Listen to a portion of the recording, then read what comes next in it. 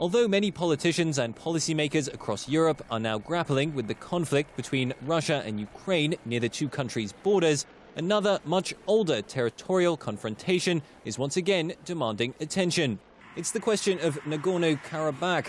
This mountainous, landlocked region was the site of a war from the late 1980s to the mid-1990s between sides backed by Armenia and Azerbaijan, respectively.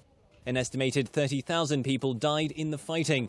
Today, the conflict is frozen, but firefights routinely break out and are sometimes lethal.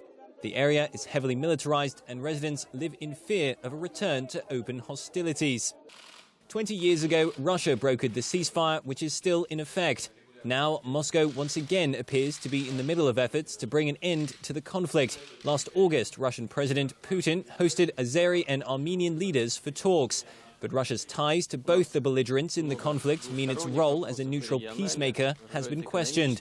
As a Russian ally, Armenia hosts a Russian military base on its territory, but at the same time, Azerbaijan is reportedly using its oil revenues to buy Russian weapons. Russian Foreign Minister Sergei Lavrov, hosting his Azeri counterpart in the Russian capital this week, tried to strike a positive tone. He said, "The conflict in Nagorno-Karabakh has lasted too long. Nobody denies this. Everyone is also in agreement that there is real basis for reaching an agreement. And now this understanding needs to be expressed using concrete wording." Nagorno-Karabakh has run its own affairs with heavy military and financial backing from Armenia since the war in the region ended. The disputed territories' de facto authorities say that the conflict is about their fight for self-determination and not a territorial dispute between Armenia and Azerbaijan.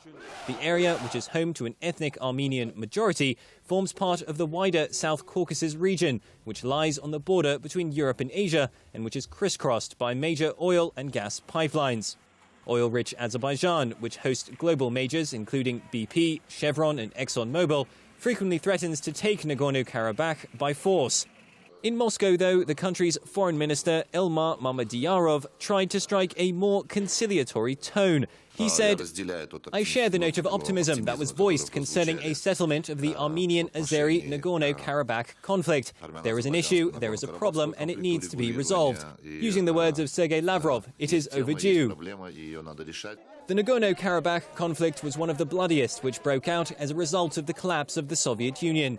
Its status today as a frozen conflict some 25 years later has led many to wonder if the current situation in East Ukraine will develop along similar lines.